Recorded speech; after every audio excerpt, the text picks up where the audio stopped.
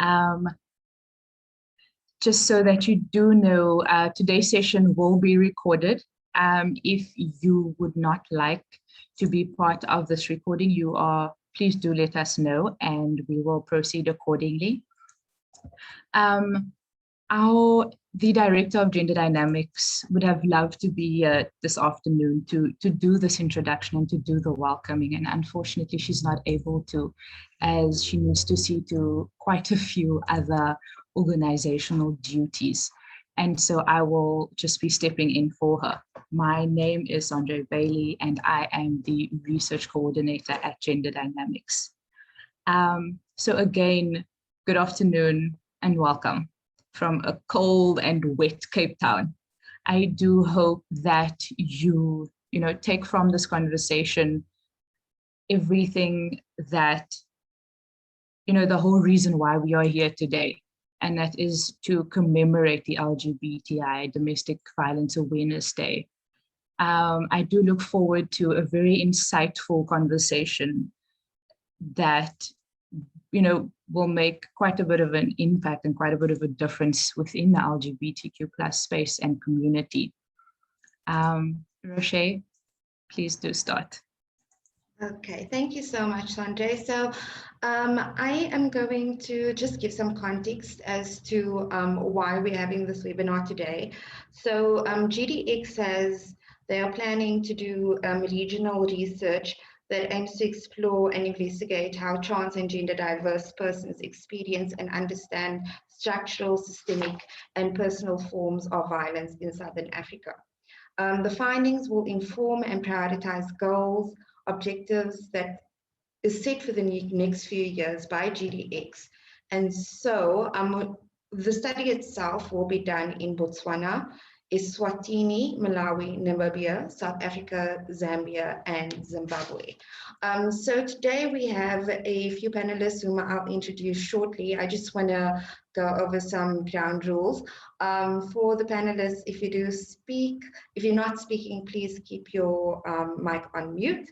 And I will call on you to answer questions accordingly.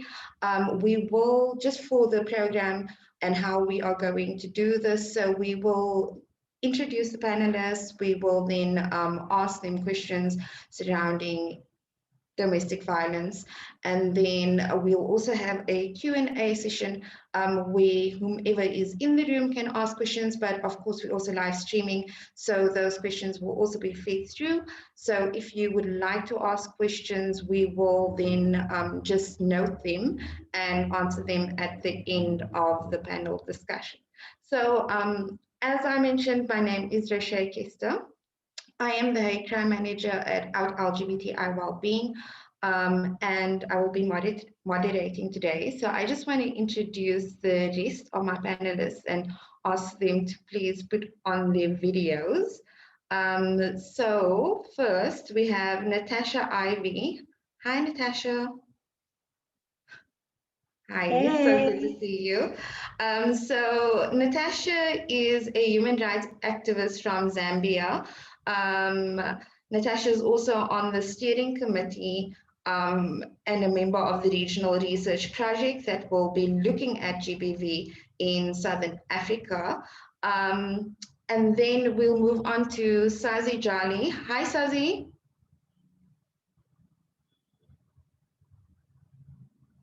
Welcome. Namaste, everybody. Good to have you, Sazi. So Sazi is the director of Trans Hope and the founder of the organization in KZN. Sazi is also a human rights activist that uses visual arts and particularly photography to express human rights concerns. And then we have Patsy Ali. Hi, Patsy.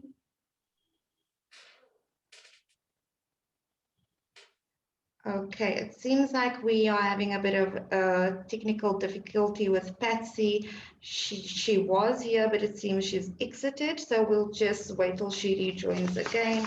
And then finally, we have Feri Chapili. Hi, Feri. Okay, And nonetheless, we'll wait for them. So before we continue, Natasha and Sazi, if you don't mind, before we get into the questions, if you could just let us know what your pronouns are, and then we'll continue. So I'll try. We do have a few questions that we've discussed that we'll talk about, but also we'll also just pick up the conversation when necessary. So I wanted to start with you, Natasha, in relation to the regional research project. Why do you see that there was a need to do this project? Thank you, Roche. Hello, everybody. Again, my name is Natasha Ivy, pronouns she. As introduced by Roche, I am a human rights activist from Zambia, and I'm also the Gender and Development Officer at Transbantu Association Zambia, and also a member of the steering committee for this research. So I think back to your question, the necessity really needs to come from the need to actually have a baseline of some of these violations that we experience as LGBTIQ plus people.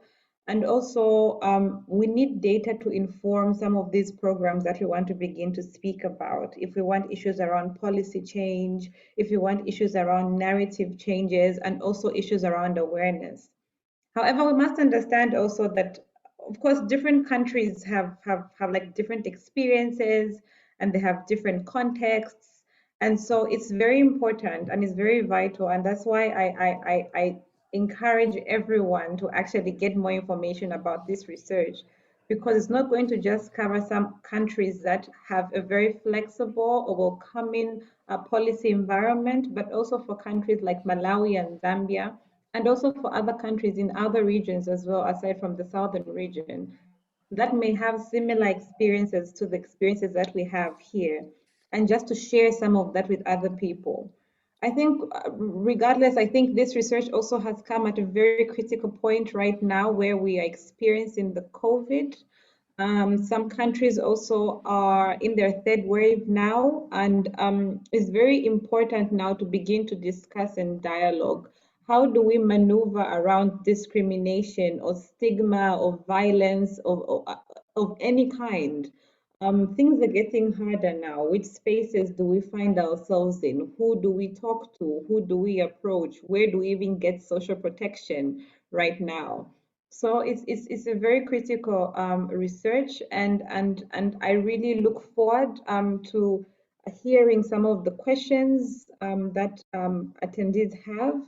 And also, it would have been nice, maybe, I don't know if I'm jumping the gun, Roche, if people could just like also like type in the expectations in like the Q&A section, so that we can also get an understanding as members of the panelist session, to kind of get an idea of what exactly people would also want to know about this particular topic. Thank you so much, Natasha. And yes, we will definitely encourage people to jot down the questions and expectations in the Q&A. I am so glad that you mentioned the necessity for why this research is important. I think sometimes, usually in terms of government and in terms of policy change, there's a great need to have solidified data in relation to what stats look like for the issues that we are advocating for. And so my follow-up question to you is, we know in South Africa, for instance, that there are certain constitutional rights and protections that individuals that identify under the LGBTI banner experience. However, in countries like Malawi and Zambia, there are not full protections for homosexual individuals, right? And so we know there's a criminalization of that. People experience, jail time, they experience public persecution, even the death penalty. And so in light of the fact that homosexuality is already criminalized, how does this also create barriers and restrictions, particularly in domestic violence, for trans and gender diverse individuals?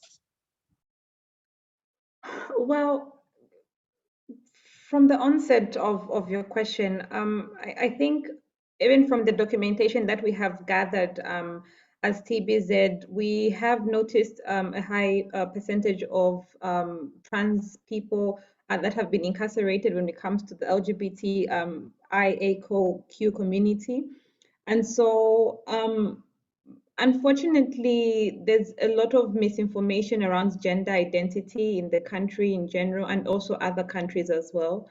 And so when it comes to issues of gender-based violence, and this is like a really huge spectrum, because we have issues to do with economic violence, we have issues to do with physical, domestic, and intimate partner violence.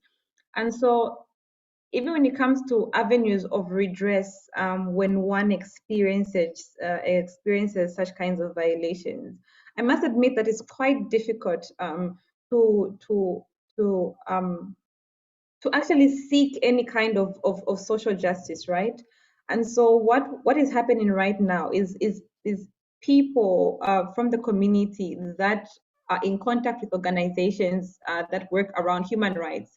Those are the current avenues that are available right now.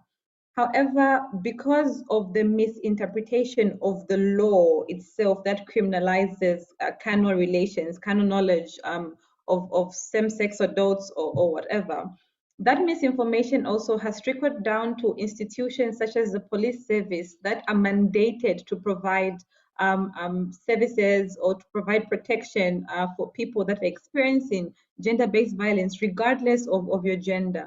Something that is very interesting also that is in the law is that we have an Anti-Gender-Based Violence Act in Zambia that we use with relation to mitigating some of these issues around gender-based violence.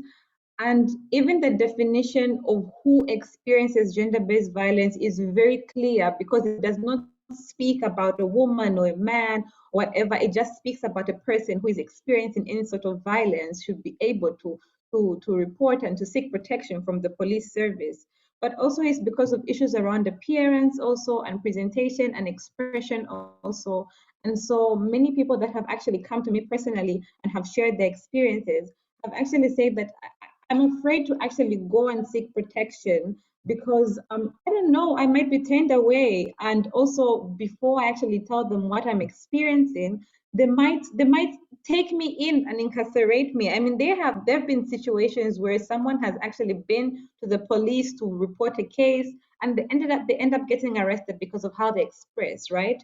And so those are documented issues on our end, but undocumented issues on the police service, because even for them, there's a huge gap because they're not able to ascertain who is actually needing protection when it comes to gender-based violence, right? And so now that then hinders their ability to strengthen what that kind of social protection looks like for transgender people or gender diverse persons.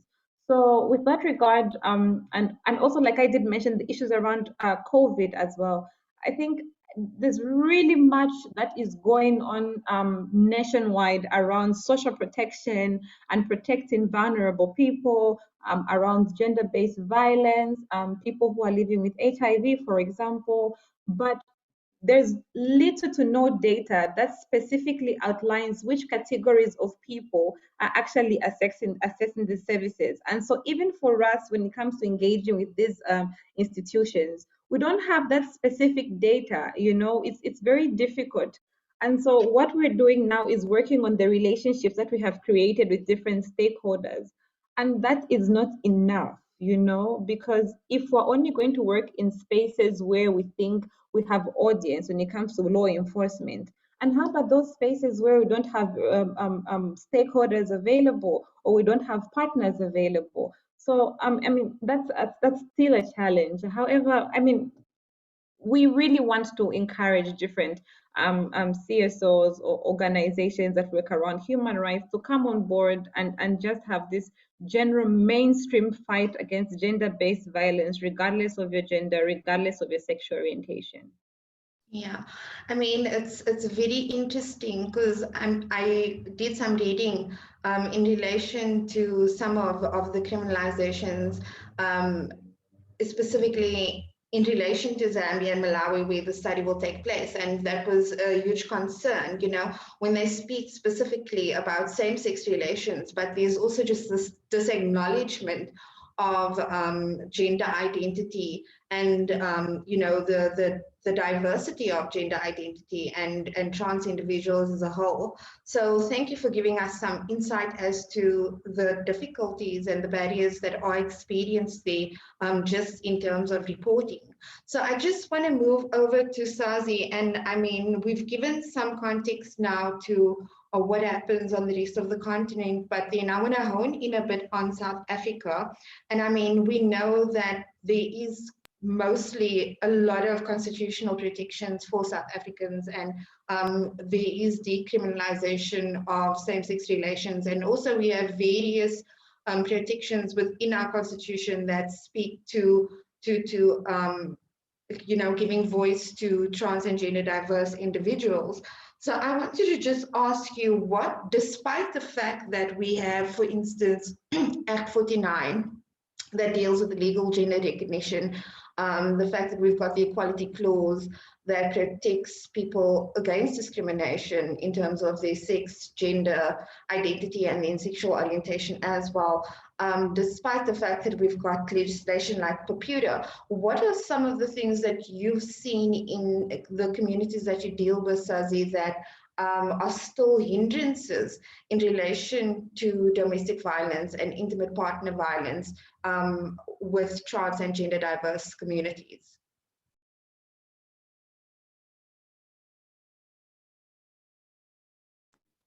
Namaste once again. Basically, what I would then say is that, or my point of view, how I'll put this, I know I have noticed that to answer this question, but I'm just looking at the content and what is really talking about today. And the painful thing that hinders this gender-based violence or domestic violence towards the trans community, it's education. Our people are not equipped to be educated. We lack knowledge. I will quote within the Bible whereby it says, my people are dying due to lack of knowledge. People, we have amazing laws and policies within South African content, but because we lack knowledge and we lack to understand what does this mean, and how does it protect myself or the others, then we do not know how to then navigate around it. We do not know when a person is now taking away my rights, because I don't know what are my rights. I know that there are human rights. I know that I am protected as an LGBTQI plus person within South African content. But when it comes to the reality of saying, what are those rights? The 2% who knows are the people who are liberate, are people who are activists. How about the people from Umlazi who doesn't even know that they identify as trans? It's still a new taboo because we lack knowledge. I believe with all of these things, it starts by us lacking knowledge to understand. That's why we then take away people's rights, because we do not understand that they have their rights and they are very much liberate to live as everybody else within the spectrum of the country, because some people believe that their rights are bigger than other rights, and think that maybe the LGBTQI rights are much different from the rights of the normal citizen. Oh, I'm using normal, I'm so sorry. As the cis citizens, I'm sorry about that. It's my bad, because we also normal. But it goes beyond that. Now person has a right. It starts whereby a person is taking my rights and I do not know that my right has been taken away from me. Thank you so much. I don't know if I answered you or I just went way out.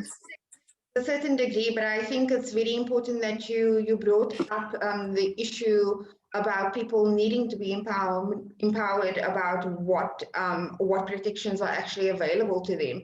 And so I want to move to Patsy. Hi, Patsy. I'm so glad you could join us. If you don't mind, just switching on your video.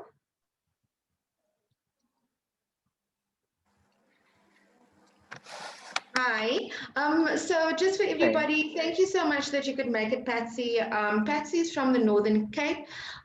Just to give everybody a brief introduction, she is also a board member of Gender Dynamics. She works specifically in government in relation, and she's been in public service for a long time, but then she's specifically as an activist, works in human rights. She advocates for LGBTI rights, and she's an anti-poverty activist as well, from the Northern Cape. I know you're also a board member of the Gale, Patsy. You wear so many hats, and in your capacity here today, I think we'll speak to your personal experience. And I think for a lot of people that maybe know you from social media platforms, besides your fabulous photos, you do shed a lot of light on your personal experience as a trans woman. And so my question to you is, um, having been so open about your experience and someone that advocates against, well, let's say for inclusion and then also for access for LGBTI individuals, you've spoken a lot about your own experience with violence and how it's affected you. So my question to you is that when you've experienced these things, personally, what kind of violations have you dealt with, and also did you find adequate support in trying to report or trying to just gain support for during that time when you experienced these things? Okay, can you hear me? Yes, I can hear you. Okay, I apologies if I joined late a bit, and also the network is a bit slow here, so I'm hoping I'm getting through. Yes, do you know what? If we talk about violence and the LGBTI community, sometimes when we have a lot of friends, and we have a lot of friends that go through traumatic things, and always when we have safe spaces. We get to the point where we communicate and interact with each other and share our stories. And these stories are unique to us, but we get to see that some of us had it so much worse. It depends on where you are from, where you come from. Just give me a second, O'Shea. Just give me a second. Just close the door, please. Apologies. I'm at a conference venue, so I don't. Yeah, so the experience of violence is relative to each and every one of us. But for me, it started at a very, very small age. I went to school when I was 3 years old, and I've only ever remembered that I've been called a morphe. And in a violent way that felt that I'm something dirty, I'm something offensive. When I went to school, I couldn't just move about because, bullies and people would wait for me at the gate and literally throw me with stones or stab me with things. And I'd also always go back to my mother and ask her, what does morphe mean, and because I didn't know what this thing is that is being done to me, or this thing that I am that is so offensive to people that they would want to actually physically hurt me, and not just physically hurt me, but also the words that they would say. And these are the words that we accumulate over time, the little experiences of violence, of exclusion, that as you just grow up as a child and as you become a teenager, the responses you get from the community you live in, the church you go to, the school you go to, later the university you go to, or the workplace that you are in. These are the kind of things that I think, and I'm speaking for me, that we sometimes internalize in some kind of way.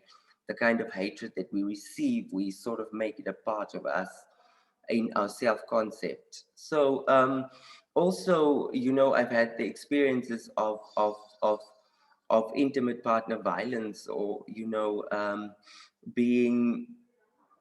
being assaulted or being beaten up, when you are with your partner. And usually because in some of the cases, you would be with someone that would not want to be known, you know, to the rest of the community that they were with you. And I like speaking frankly, so this is why I'm talking about this. You know, sometimes when you are with a partner, there is some kind of post-coital guilt that they feel, and it makes them sometimes aggressive. And I think it is something that which some of us can identify with. It makes them aggressive and they want to beat you up and stab you because you are doing this to me, and so I'm going to hurt you. Also, you know, I've been beaten up by 6 young men, 6, 7, I can't remember at the time, I was still drinking. They dragged me through a ditch across a road and beat me up and, you know, stepped on my head. And this was merely because I'm a morphe. And I, of course, didn't have I had the audacity to just walk away. They were screaming the words at me and so forth. And I just walked away, and they couldn't take it. So they came and they assaulted me. I had to go to a hospital, for example, remove pieces of glass from my body.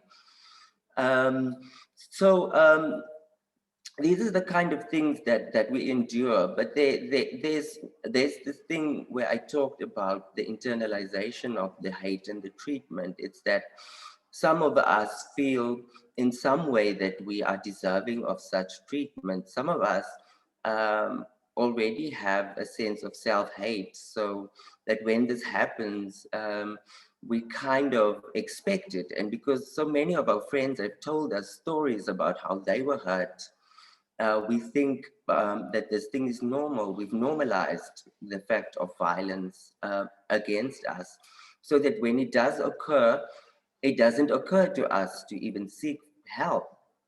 I was also, before that incident, I went with a friend to the police to go and report an incident, and the police didn't want to take it at the time. This was years ago. And he was asked, you know, why are you wearing what you're wearing, and why were you out past 2 o'clock in the morning? Jy het net daarvoor gesoek en so on and so on. So the help-seeking experience that I've witnessed left something in me that it is not an option, or it's not desirable to go and search for help when it does happen. So when the huge assault happened, I went to the hospital and I got well, and I did not even think of reporting it. I think that you know, if I can wrap this up, I think the constraints in terms of assistance with regards to violence, it's that for me, I think it's both systemic and it's personal and individual or psycho-emotional, because from a systemic point of view, the kind of access that we get, and now I'm not talking just about safety services, I'm talking about health services, I'm talking about education, employment services, is of such a nature that we are sometimes really even offended at service points to such an extent that some people, for example, wouldn't go for their HIV, AIDS or TB treatment, or you would get secondary victimization at the point of help seeking. And this is a second batch of trauma. And this is why it's compounding the issue. And then from a personal, emotional point of view, I think the constraint is that because there are so many stories that each of us can tell of violence that has been done to each other and so forth, it's something we've normalized to such an extent that we don't even look for it. And this is also why I think the incidences of violence against us isn't recorded to an extent where it actually reflects the reality of our situation. So just from my point of view, this is what I think has resulted in the space we are in. So that is, yeah, that's my input. Thank you so much, Betsy, and thank you for being so vulnerable with us as well, and relaying your experience. I am exceptionally sorry that you had to live through those instances. And I mean, you've spoken in terms of intimate partner violence, in terms in a very physical sense, but sometimes you also neglect to look at the scope of what the framing of domestic violence is in terms of financial abuse, psychological abuse, and emotional abuse. And maybe, the fact that you said there's this kind of ownership from gender and trans individuals that it's somehow deserved.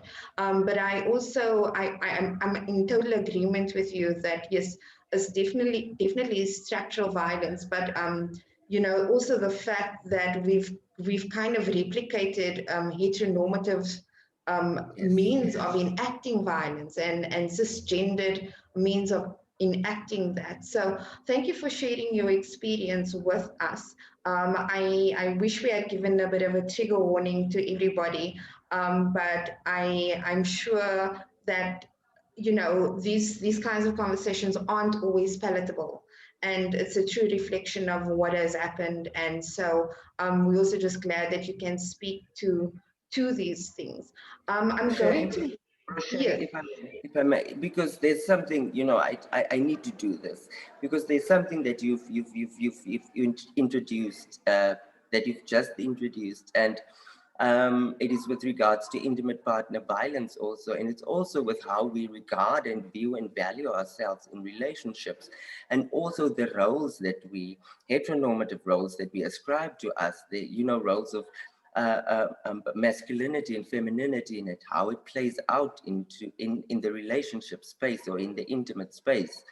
And this is also why, sometimes we would find ourselves in unsafe relationships, whether it's physically or emotionally, because also some of the times we ourselves, because our self-esteem and our self-concept has been down so much, and we have a lower self-concept because of years and years of discrimination, oppression, and violence.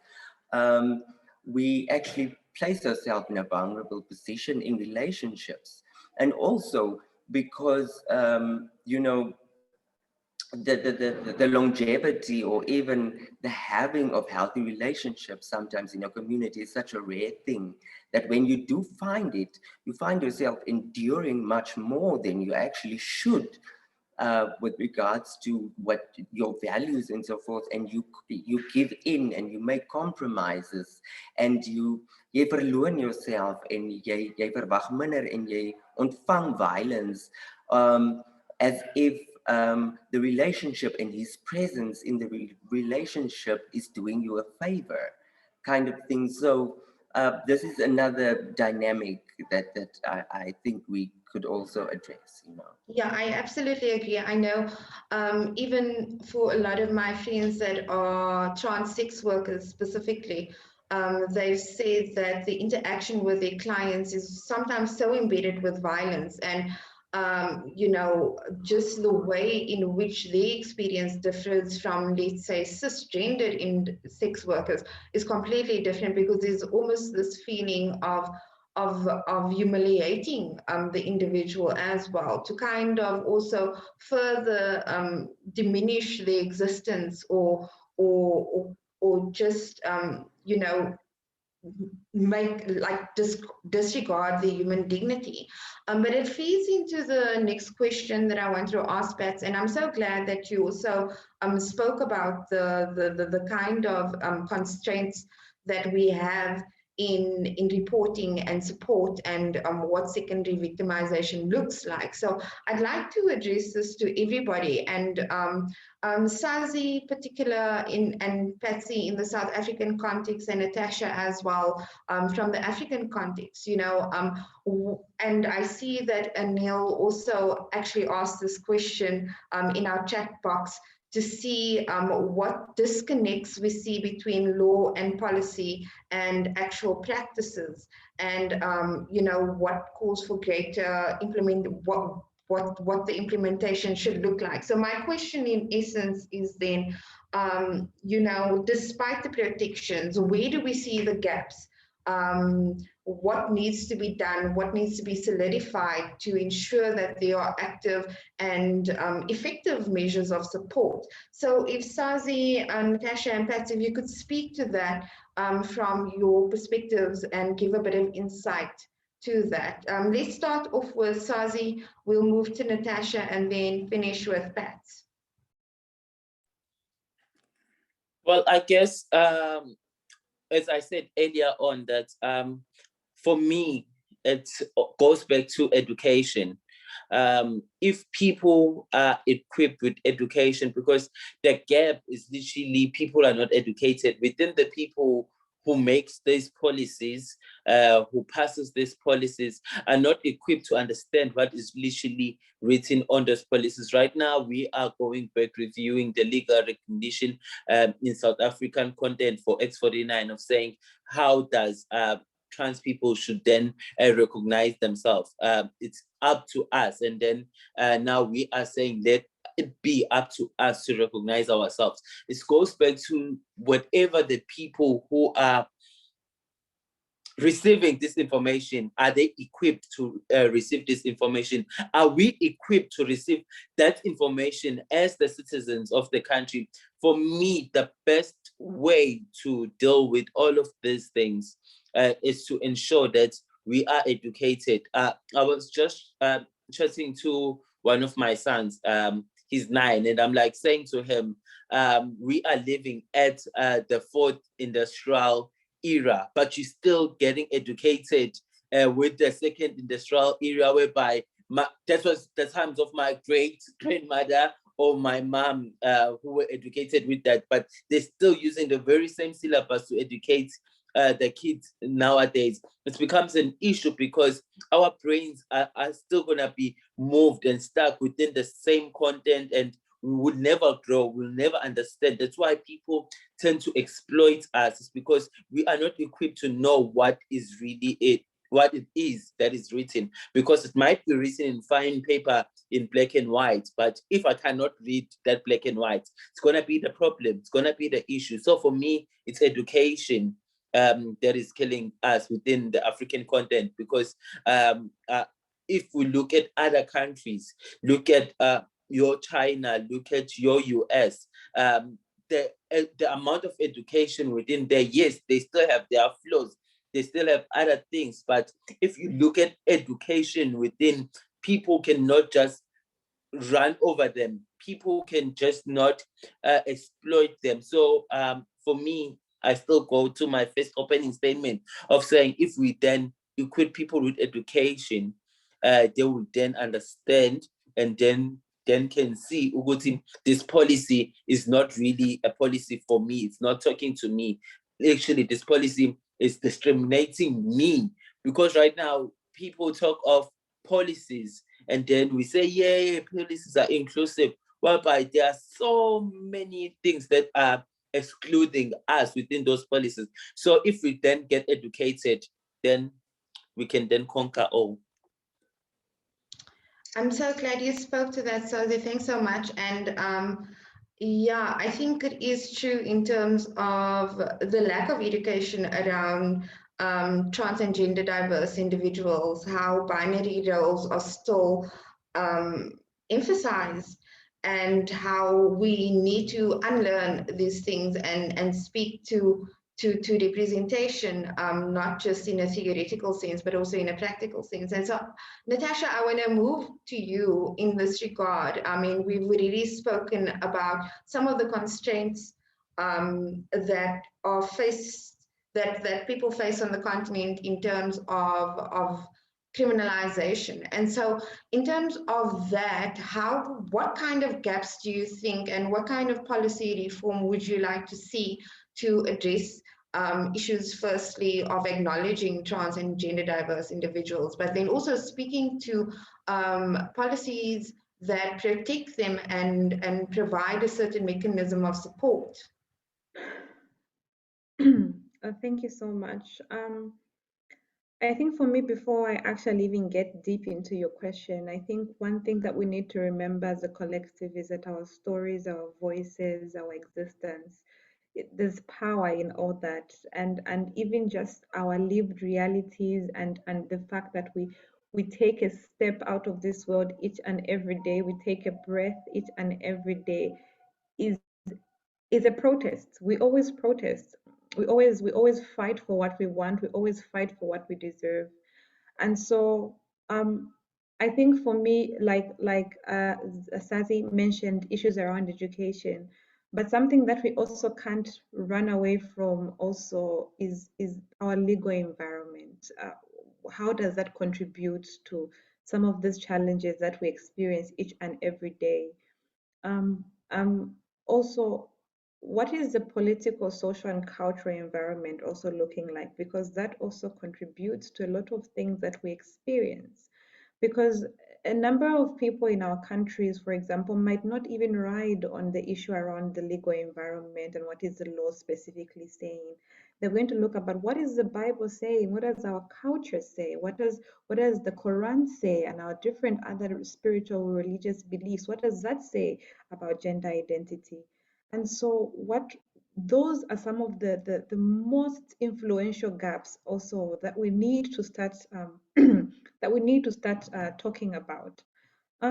For example, I mean, this is something that is known to most people that have been following trends in Zambia for the past years, and how we see that each and every election period, and for many other countries also, this is when the country suddenly remembers that we have people of different sexual, diverse, and gender expressions, or affiliations, orientations. And so now it's a critical point now for us to say, what do we do? How do we fight back? Because what we want also is not to be violent towards them, right? Because we're talking about the violence that we are experiencing from other people. But what we're also not addressing is the violence that we're experiencing within our own community, the violence that we give to each other each and every day. How are we addressing different social classes, for example, within our community? Is that also an important attribute that we need to address when it comes to issues around violence? Because we've been told from the experiences from Sazi and Patsy also, that there are different levels of violence that we experience: intimate partner violence, for example, verbal, physical violence, and how we've internalized that also as different individuals. And so it's a very unpopular conversation to begin to spot or to address that there exists a huge proportion of violence amongst ourselves, and we also sometimes become the perpetrators towards ourselves. Issues around internalized stigma, transphobia, and homophobia as well. But also that also is a reaction, or it's an action towards an external reaction, of course, which is the violence that we're experiencing from the outside. So when it comes to implementation around the disconnect of policy and the actual practice, wow, I think it's something that we actually need to begin to think about collectively, um, because it's very important also how a lot of global trends, regional trends have influenced a lot of activities or programs in different other countries, for example. We were celebrating what happened in Botswana, and now, for example, in Zambia, we're thinking, how can we adapt some of those strategies that we use there and bring it to our country also, and try to ensure that we're also getting to a point where we can just be free. We can just be ourselves. We can celebrate our existence each and every day. So it's issues around empowerment, yes. How are we empowering each other also? Because I have acknowledged a question in the Q&A around how, or a statement around, yes, we don't have the education, we don't have policies or spaces that are friendly and accommodative enough for us to actually get that education. But until then, what do we do now within our own spaces? And that's the only way we can answer the question that Neil had asked honestly. Yeah. I'm so glad you spoke to that, because I often feel like when we are in the sector representing LGBTI communities, often we don't have the luxury of reliance on government to fully protect us. And so that calls for other strategies. And I love that you spoke to the fact that lending from various countries who are at the advent of decriminalization, and knowing that there are certain blueprints in place that have worked, within the southern region that can actually be drawn on. So I'm so glad you also spoke to, the experience of violence within our communities, and the acknowledgement that that needs to be addressed as well. I think that's been an ongoing conversation for a long time. How do we continuously be representative of all the letters within the acronym? How do we also become allies to each other in that regard, and not perpetuate further violences? Patsy, I hope you're still with us, because I also wanted to just to hear your opinion on this matter, and in terms of the gaps. And I know that you said within your experience, you've experienced secondary victimization, the fact and the constraints around reporting and actually voicing violences, because there doesn't seem to be access to structures that actually will protect individuals. So let's say wish list, and in terms of gaps, through your own experience, what would have been some of the mechanisms that you would have wished to have seen as someone who identifies as trans, and who is gender diverse? So what would have been first prize for you in a situation like that? Roche, me, what first prize is if the other day we did an SABC interview, for example, and the reporter asked a question of me that do you think that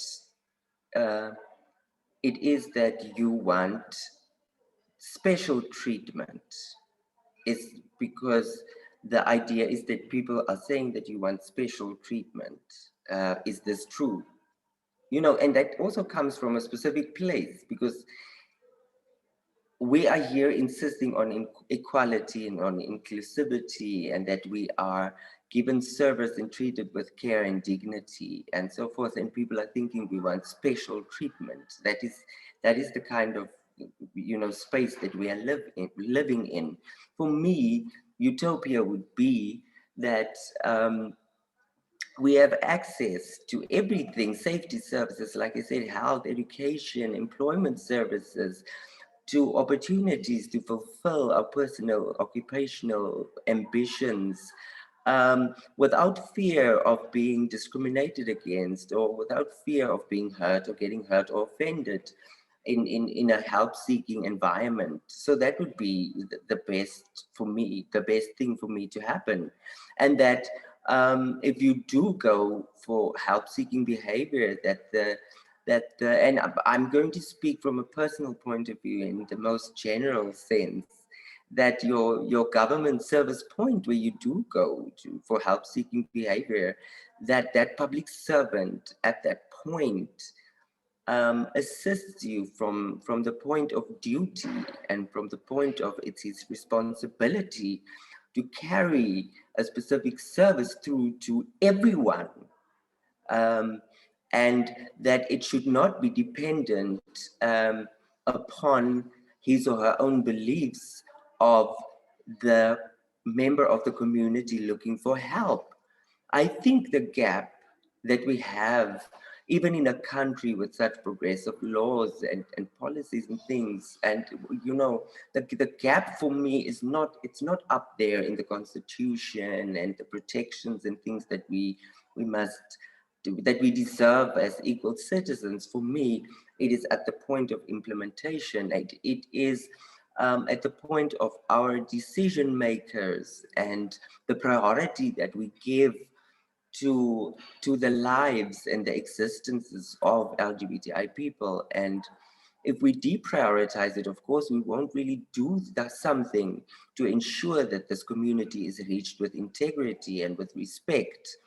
And how it also doesn't filter into to implementation is I think the previous speaker talked about, you know, the social, cultural and political environment. We need to acknowledge the fact that we are a multicultural society. I mean, we talk about religion also, multi-religion, and there are certain aspects of culture and religion that sometimes, I won't call it predisposed, but opens up things of you know, the moral valuation of our existences. Like, you know, your lifestyle is wrong. I mean, we had a case, for example, where I was called and I was asked to assist because a trans woman didn't want to go and take her medication because the nurse told her that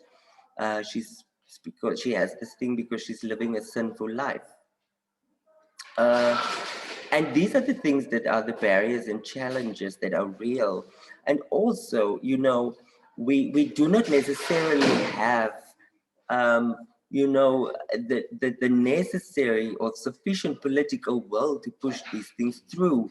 Because if we are honest, we will think about it in the way that, you know, is it sometimes politically expedient to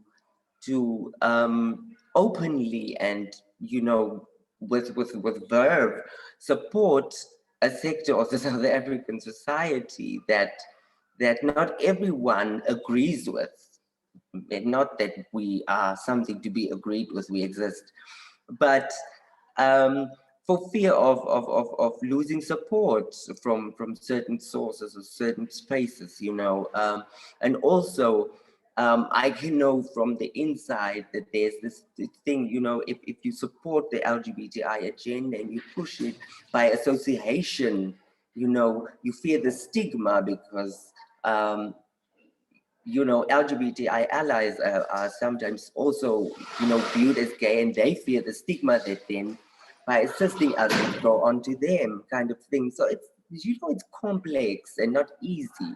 But I think those are the things that are currently the barriers, which means addressing it takes, you know, not just laws and policies and standard operating procedures, but it takes an overhaul in how we understand and prioritize the lives of LGBTI people in general.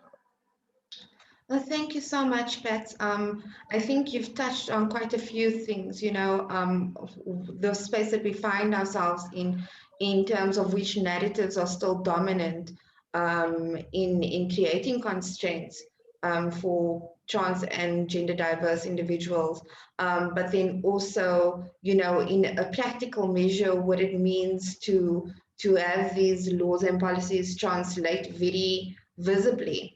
So I also want to speak to Sazi and Natasha. I mean, I know within my own work, and it's something that I say quite often, you know, there's not really a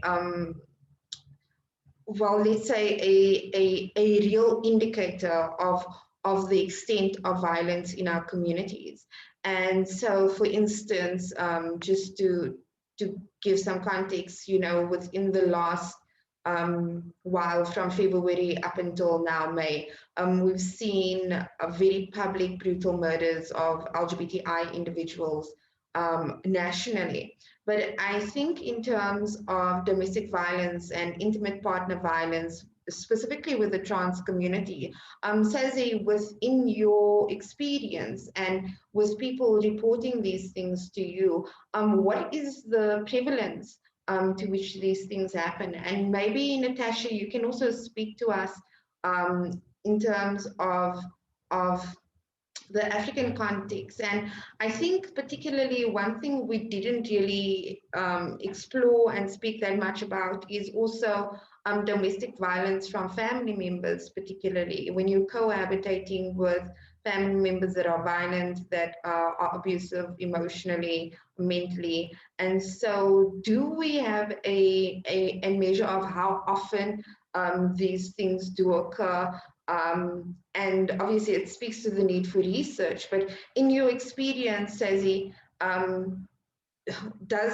is it something that's a dominant conversation within your work?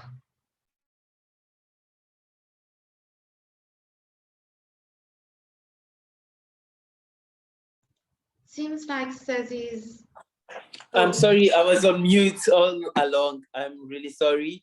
Technology is not the matter these days. Basically, in KZN content, I can say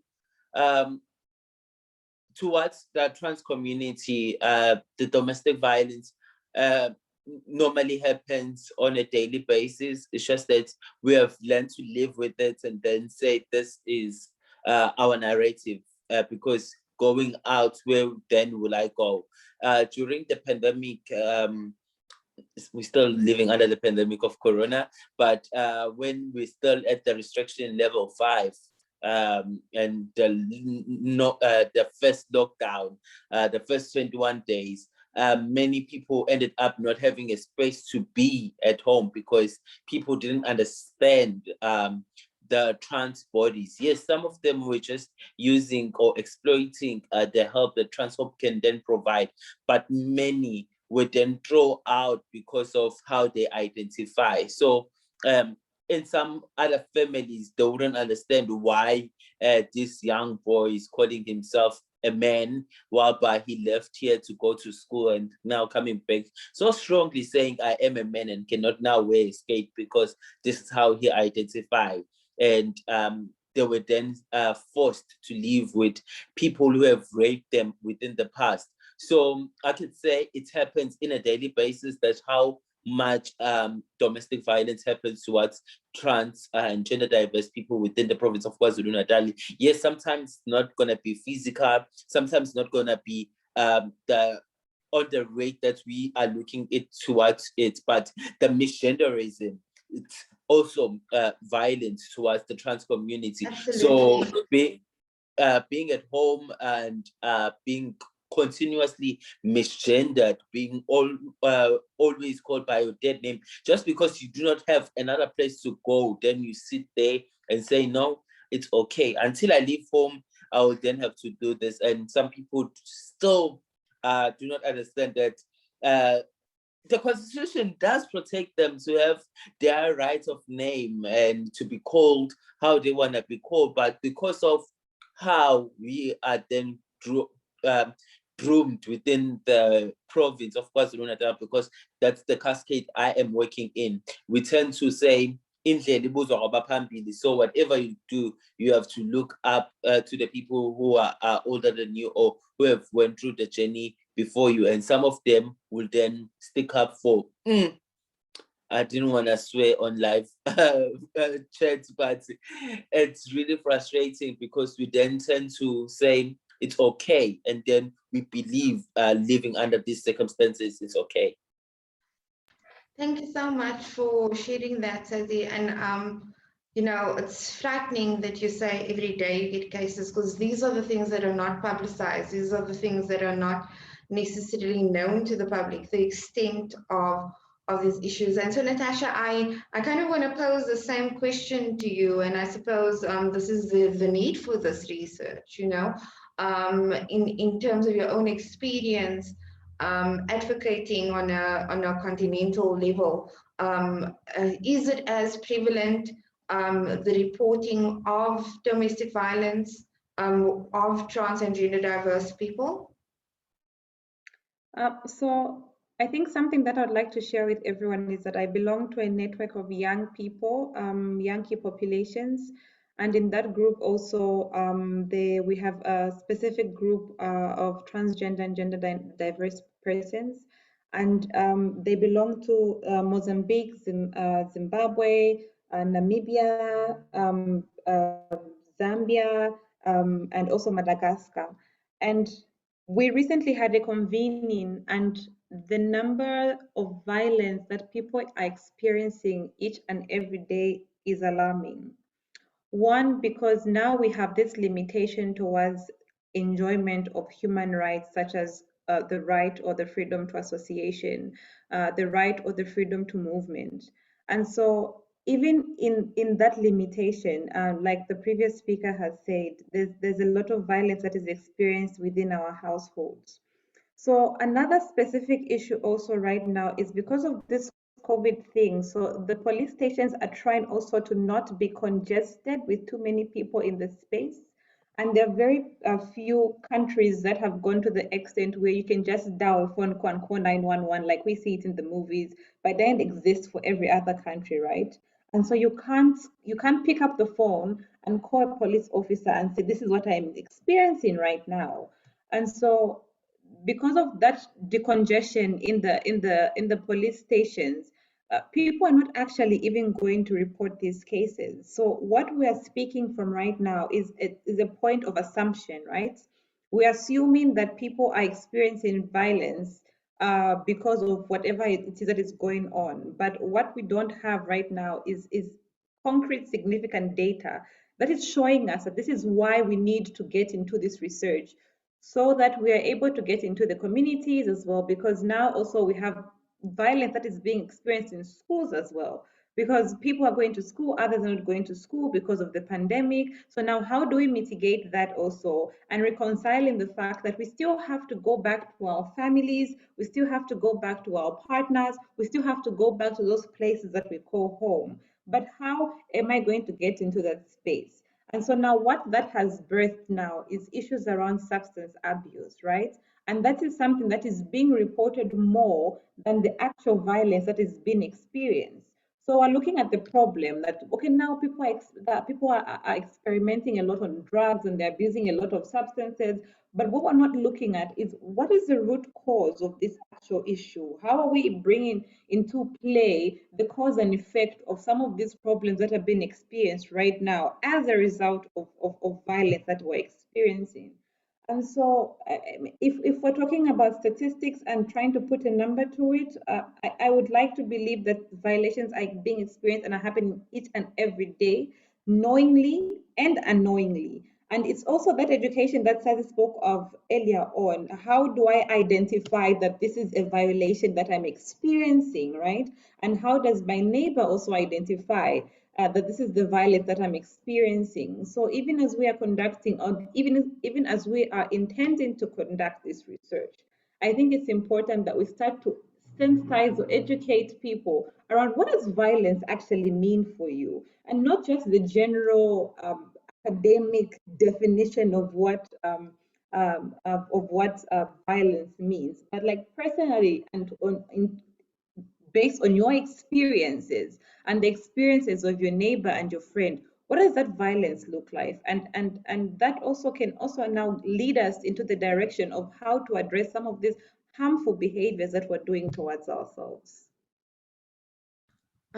Thank you for that. So, I mean, this gives perfect relevance to us as to why this research needs to be done. I know in terms of hate crimes in South Africa, there was a 2016 report that had come out as well that spoke specifically to the experience of violence and then the reporting of violence, and also the current constraints of not having legislation currently that speaks to what hate crimes are in relation to LGBTI individuals specifically. So you can go and report a crime, but they won't necessarily deem it as a hate crime.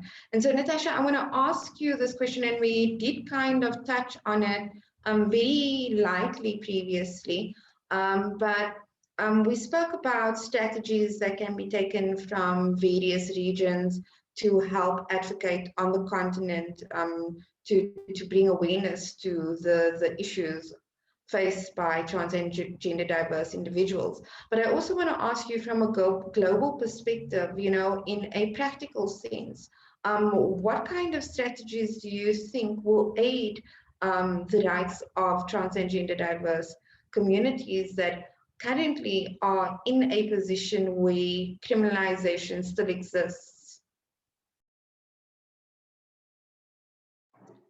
I think for me, the first thing that comes to mind when you talk about strategies is issues around knowledge production and how we're using that knowledge amongst ourselves to try and produce this new narrative and new communication within ourselves.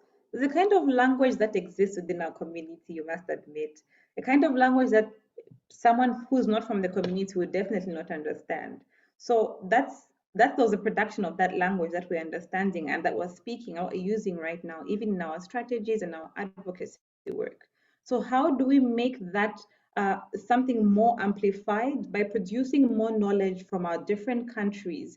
We need to create this kind of consolidated database, for lack of better terms, of different kind of information and different kind of strategies that each country is using, because again, like we highlighted earlier on, we have different contexts. Not every country in Africa has a hostile environment. Not every country in Africa has a good policy environment.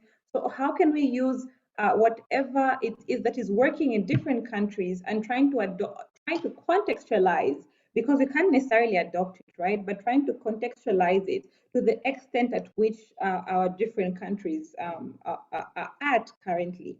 And also, I think right now, because there's really little engagement with different people, and so even information sharing is very limited at this point. So I don't know. I think for me, something that I acknowledge as an individual is that technology is really hard for me to go by, right? And this is something that we need to start using, even if as we're talking around knowledge production per se. So I think it's also about bringing our different expertise in the space, in our spaces, in our different spaces, and also trying to use that kind of information. And so, Roche, not to get out of your question, but I have noticed a question in the Q&A, and someone is asking about how do you manage the violence that you experience from a fellow trans person, right? And so that's, I'm smiling because it's a very difficult question to answer, but also, our space is really safe then if we have to mitigate or find out how I can challenge or talk about a fellow trans person who has violated me of I don't know, harmed me in some sort of way. Like the different avenues that we have within our different organizings in different countries and those different safe spaces, are they safe enough for me as a trans person or as a lesbian woman or as a bisexual person, for whoever within the spectrum? Am I safe to get into a different space and say, look, this person from my community has violated me in this particular way? I think we need to revisit the issue around safe spaces and what we deem safe spaces and how do we create some of these spaces. I know it's difficult to answer some of these questions right now, but it's something that we can think of. Yeah. Yeah, Natasha, I was going to get to that question, but you were a bit forward. I'll allow it. But yeah, but I do agree with you. I know there's a lot of conversation about, you know, what it means to call out in our own community. Do we resort to cancel culture? Do we resort to call in culture? And so, I mean, I know you have to leave soon, Patsy. And so for that reason, maybe if you would be able to speak to that question, you know, what happens if someone is trans identifying in our community and they are abusive themselves? What do we do? And secondly, then I would want to ask you, you know, how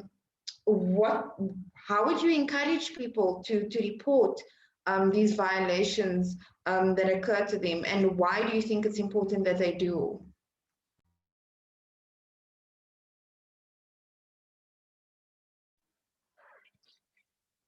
Let's just see. Yes. Yes,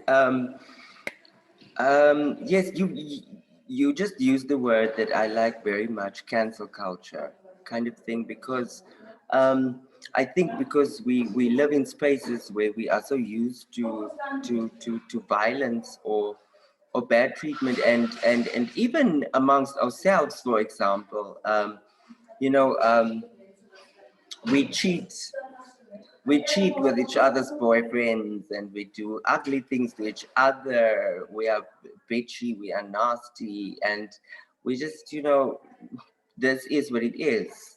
And for someone like me who is kind of very sensitive and emotional and so forth, I believe that it's actually it's a toxic thing that we live as LGBTI people, where we just endure the same kind of abuse and violence that we do from the world outside, from each other, from whatever reason it is. I personally do not believe in that. I personally believe that, as colleagues, as comrades, as activists, as friends in the community, we need to hold each other accountable for our behavior towards each other, because I don't think we should reflect the same kind of hate, and violent behavior from outside, amongst ourselves, because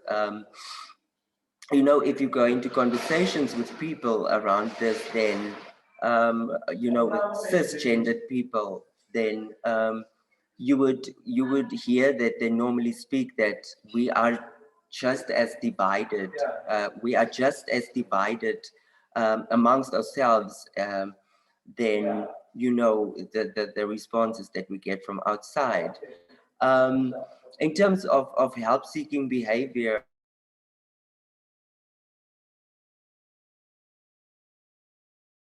It seems as if Patsy is frozen, but maybe we can get her back. So I think let's take some questions that were posed by the attendees, and I think some of them have already been covered, but Natasha and Sazi, if we could maybe speak to this. So I know you were speaking, particularly Sazi, there's one question from an anonymous attendee, and then also in terms of, I think there was another question as well around what education looks like. So Sazi, if we speak about education, the person asked what kind of ways do we create pockets of education for the wider society, and then also to empower trans individuals.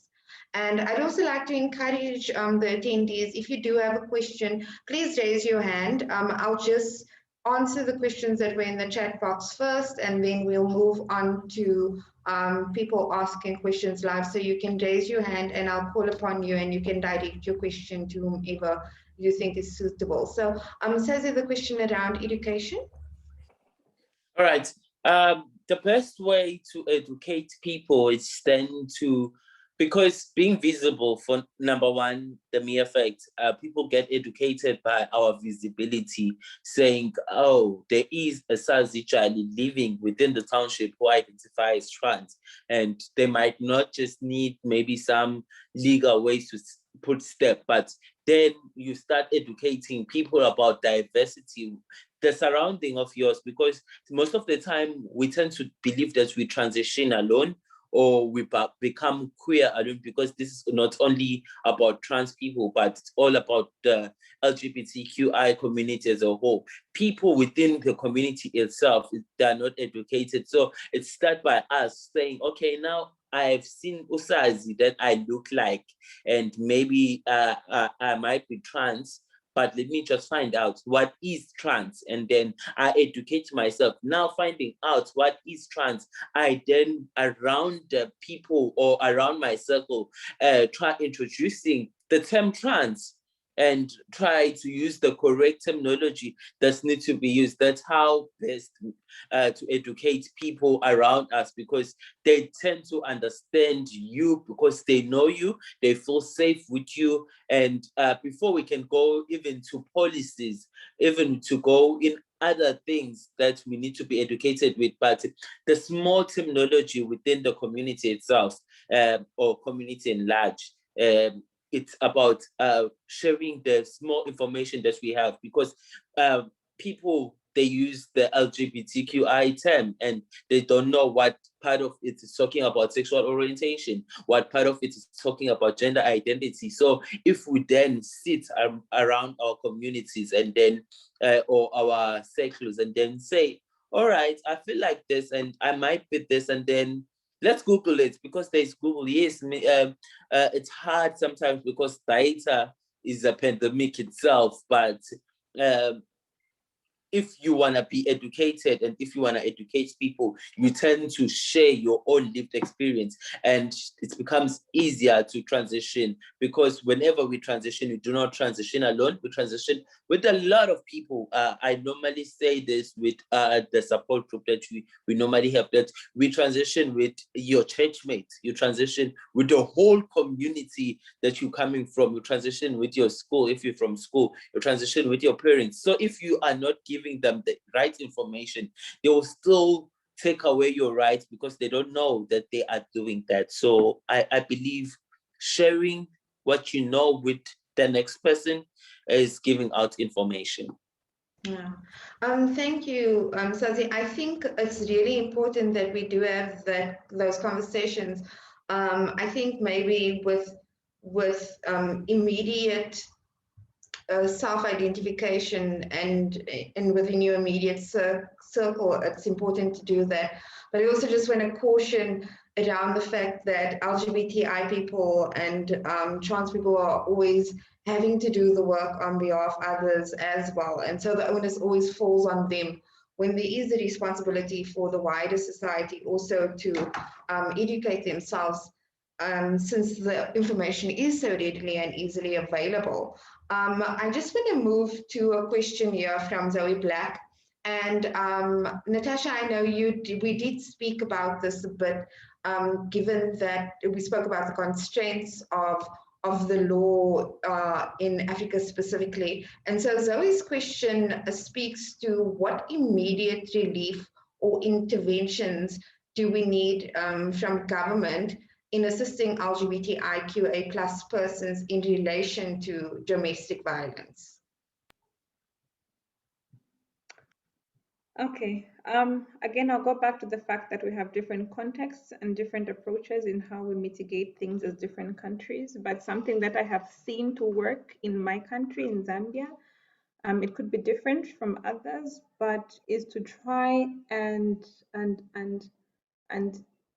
identify some of the intersectionalities that exists in our different programs. For example, how can we use health, public health, for example? I know this is something that we are tired of hearing, but if we're looking at immediate relief or responses towards violence targeted at the LGBTIQ community, I think the thing that we need to do as an immediate conversation is trying to marry the intersectionalities that exists between access to health. I think Patsy was talking about health throughout her sessions and trying to highlight some of the importance around health-seeking behaviors.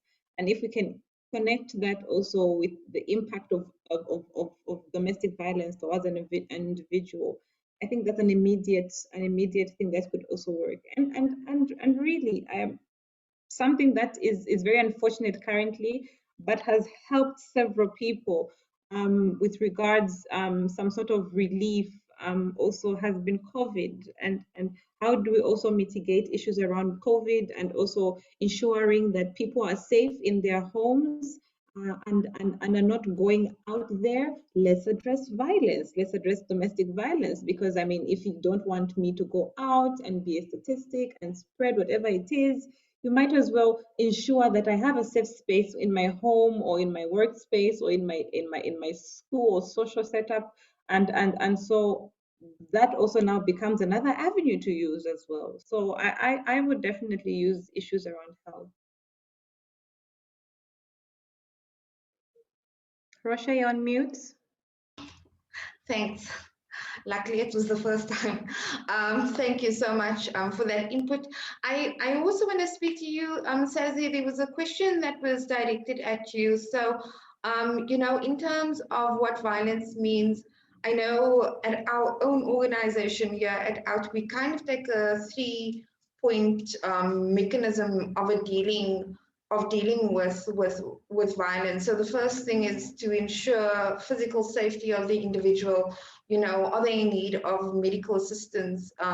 Do they need to, for instance, get tested if it was a case of sexual assault? Have they experienced any damage, and how do we get things safe in that regard in their physicality? But then there's also the question of mental health and trauma counseling and support in the psychosocial forms. And then finally, we provide legal remedies if people need that. So there was a question specifically for you, Sazi, from Anil, that spoke to, can you speak to the role of support groups in terms of mental health support, or when these issues of intimate partner violence or domestic violences occur? All right. Basically, for me, it has helped because maybe that's how maybe Transhope was also born or given birth. It was through the support groups that we are having. In KZN, we started this thing of calling a participational approach, on saying we're gonna go as a team to do something. And unfortunately, it was just for a specific number of people who have already started medically transitioning. And for these support groups, the reason why it helps a person to move on or to learn on how then to report it or to access other doors is because now then whenever we are sitting and say, I have went through this, I know sometimes it becomes traumatic because we hear the worst stories from the people who are there, but and that's why I even said it happens on a daily basis for us because of the stories that we hear within the support groups.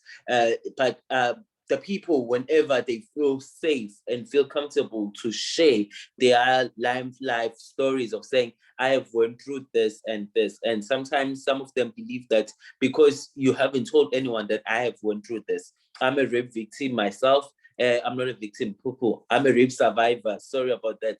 I hate calling myself a victim. I'm a rape survivor. And for the longest time, I thought I was alone until I sat within the group and then shared my story, and the next person could also share their story. And then we got to a point to heal, not saying that maybe we're running away from saying we need a psychologist, we need a social worker. Yes, we still refer people towards those platforms, but having that support group of saying, I have people that when I need a shoulder to cry on, I can then just write and say, hey, Sazi, I need to talk to you. And then we then talk because in daily basis, people can vouch for me within the WhatsApp group. Someone will just say, I'm not okay, I need to talk. Because also dysphoria comes into play its limelight because someone can just do a slight, okay, there's no more violence, but can just say something not knowing they have just violated you, and then you can then just trigger your dysphoria. It can just trigger many things that have opened up with you. So with these settings, we try. Yes, we haven't done any signing of saying there's a non-disclosure of saying, but we have that being told whenever we start that whatever happens in Vegas will stay in this Vegas because this is how then we get to learn for each other.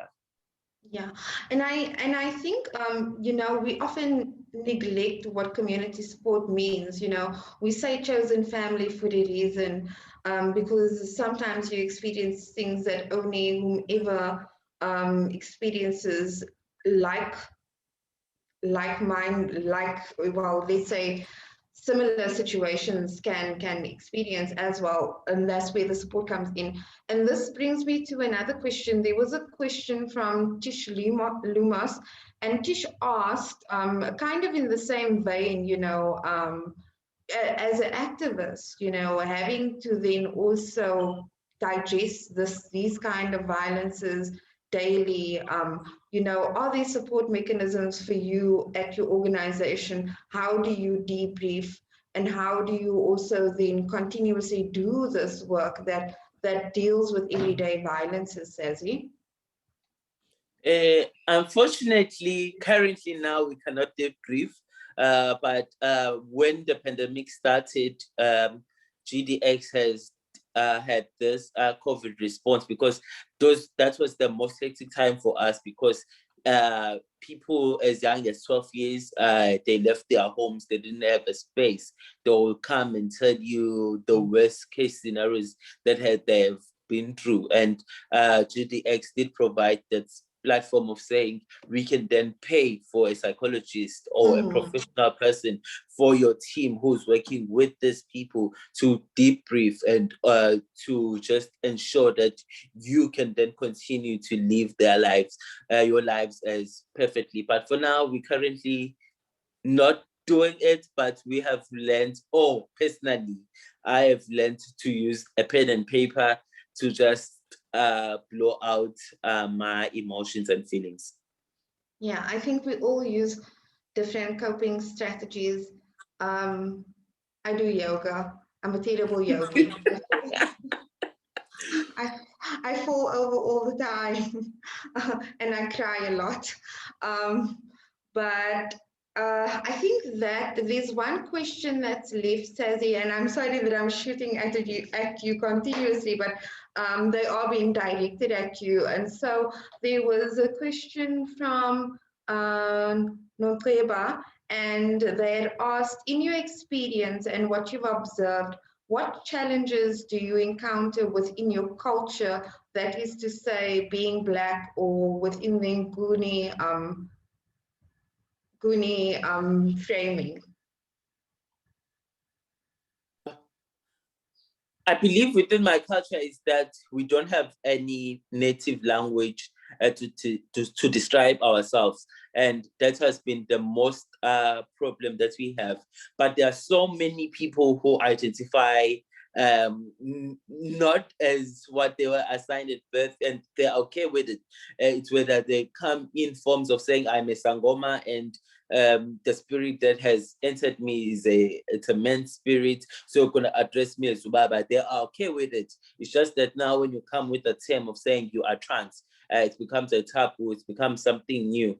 But mostly in our religion, we are okay with the LGBTQI, especially Zulu people, because it goes back to the times of Ushaga, whereby men will sleep with other men just to have power. And our culture have then shifted because of religion, and then they use the religion just to pinpoint it, saying this is ungodly. But within the culture, I believe we okay, because whenever we visit places such that are being ruled by Amakosi, we then be warm welcome, because they understand this and they've been living with this. It's just that the terminology for them becomes a Western thing. They are not saying, we do not know of this. But when you say, I am trans, they like, what alien is that? And then you start and explain that a trans person is a person who was assigned male at birth and identifies as a female. That's what we call a trans woman. Then they say, we know that person who lives there, who is this so and so, but it becomes the language barrier within us. That's why maybe as activism, we need activists. We need to look at language and ensuring that we then tap into it and saying, what best then do we call ourselves? Because they also struggle to say, you say this name is illegal to use, and then what do you want me to call you? And then we tell them, no, just call me trans. And then they say, that's an English term. So if we can then try by all means. And as much as I'm not pro for boxes and anything, just call me by my name. But some people still need a place where they say I can identify with. But in our culture, we are very welcoming to diversity and warm welcoming. It's just that religion has just or what umphathi wami would say, colonization has come and just described everything about the Zulu culture. Yeah, I think it's a continuous conversation, you know, when people say that queer individuals are un-African, but these concepts have always been in existence in Africa. It's just that they've not necessarily been named in the way that we name them now.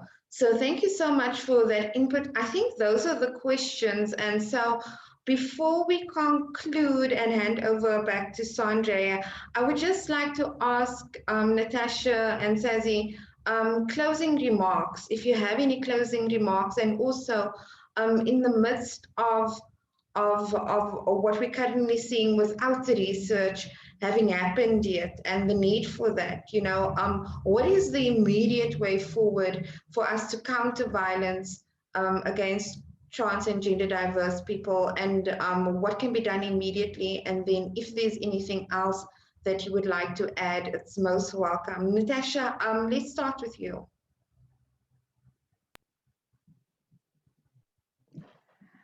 Okay, I think for me it's really about opening up our spaces to people, expanding our hearts and our hands to different individuals, and using whatever we have, whatever capacity you have, whatever resources you have, to try and reach out to somebody and help somebody, create a linkage or some sort to just ensure that people are able to access protection or social justice with regards to violence. And I think we've discussed everything really, Roche, but I that's just it for me. Like, even in your own individual capacity, like we have learned today, that we can't necessarily wait on the government, even if they have the responsibility to provide, but also as individuals, also what can we do to assist a friend or a neighbor or a cousin or a family member or a community member. Yeah, thank you. Thank you so much, Natasha. And Sazi, do you have anything to add? Just taking baby steps just after Natasha is saying we met her. So meta is anything that occupies space and has a mess. I always tell my child, I know I might be raising a baby who identify maybe as male, but that you boys need to occupy space. I know Zobini, I'm always call her name badly, our previous Miss Universe. Yes, she said we must take up space. I'm saying we must occupy space. Whatever you do as trans and gender diverse people, occupy that space. If you see a gap within the government structure that they're not doing anything, occupy that space, close that gap, because we cannot wait for other people to close the gaps for us. If you see something to be fixed, fix it. If you don't have resources, do touch people who might have resources to get you there. That's why civil society there. That's why civil society organizations are existing, because they need to close those gaps. Thank you so much for that, Sazi. And I think you are so right. We do need to take up space. We need to be loud about who we are. We are human. We deserve dignity. And I think that there's so much work that's being done now to continuously assert our spaces as well. So I just want to say thank you so much to all of the panelists that have come today to share their insights and that have given such great in-depth answers to the questions.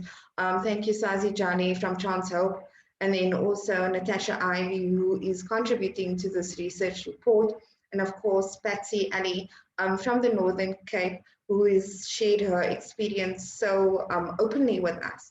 I also just did want to say that if you do experience instances of intimate partner violence, domestic violence, or any form of hate crimes as trans or gender diverse individuals, there are a number of organizations in South Africa that is willing to assist you. So become acquainted with whatever NGO is in your specific region, so that you know the channels to follow. Sometimes it feels very intimidating as an individual if you have to go report something by yourself, but at least if you have access to an organization within your area, this gives you greater support in a lot of ways that you may not have thought about before. I'd also just like to say, people can also visit our organization website, which is www.out.org.za. We do have a legal clinic. We will help individuals if they are in our province, which is Gauteng. We'll escort them to the police station. If there's a case of sexual assault, we'll help you to get the necessary information from J88 centers. If you are in need of legal remedies, psychosocial support, these are all services that are available. So please do reach out. And then thank you to Gender Dynamics for opening this discussion. And we look forward to what is going to come from the research and how this research can be used as a tool, a further advocacy tool to ensure the safety, dignity of our communities, and to hopefully give greater voice to protections of trans and gender individuals. So thank you so much to everybody that's come for your questions. And I'm going to hand over to Sandra now just for closing remarks. And thank you for the opportunity to moderate as well.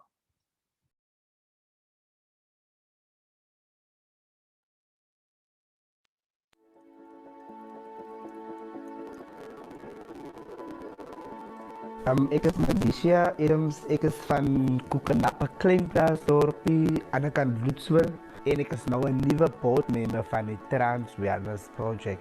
I'm Whitney Quinita Boysen, and I am the founder and executive director of an organization called the Trans Wellness Project. I am Sandra Bailey, and I am the research officer at Gender Dynamics. We are currently busy with a regional project, and this regional project looks at gender-based violence within the trans and gender diverse community across Southern Africa. Taking place in 7 Southern African countries, we will be working with 15 partners altogether.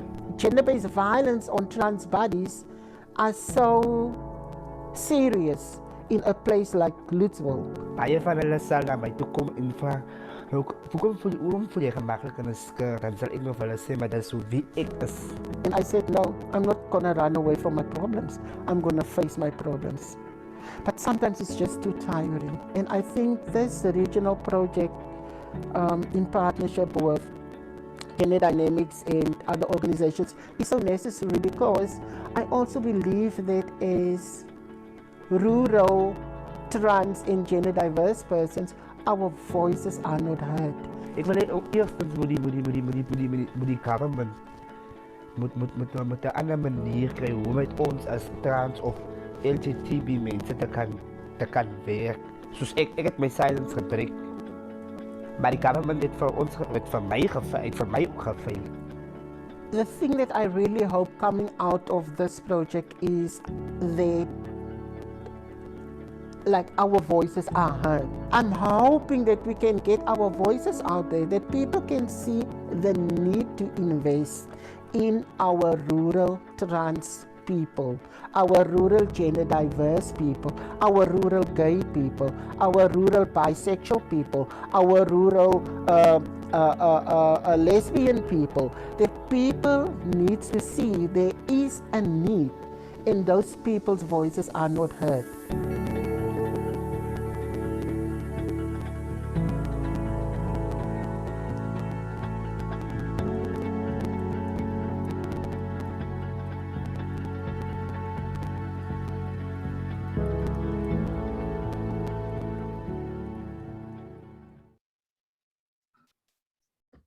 Good afternoon, everyone. Thank you so much for joining us today. I would just like to wrap up the session and also to give a little bit of background about the research project that we have been discussing throughout the day, and that was mentioned in the video that you've just watched. So this regional project aims to explore and investigate how trans and gender diverse persons experience and understand structural, systemic, and personal forms of violence in Southern Africa. So the findings of this project will inform priorities, goals, and objectives that we set for ourselves in the next few years.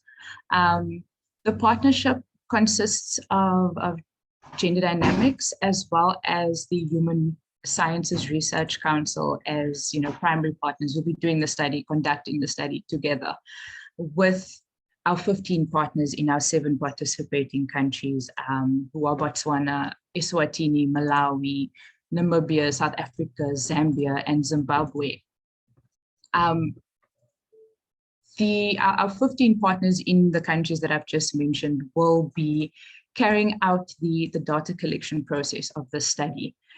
And so I do think that if you feel that you would like to take part in the study and you're in one of these 7 countries, please get in touch with them. Alternatively, do also send myself an email at research, which is research@genderdynamics.org.za, and I will direct you to the correct partner that is closest to you and in your region. Together, let's collect this data. Let's contribute to this research. It is vital. And to tie in with today's conversation, it was a very much needed conversation, and it's opened up so many doors and so many other avenues to so many other conversations that definitely need to take place. So thank you, everyone. Thank you to our panelists for joining us today and for having this conversation. Thank you to Roche for moderating and keeping this conversation flowing and going. To everyone else, please keep safe out there and keep well. Thank you.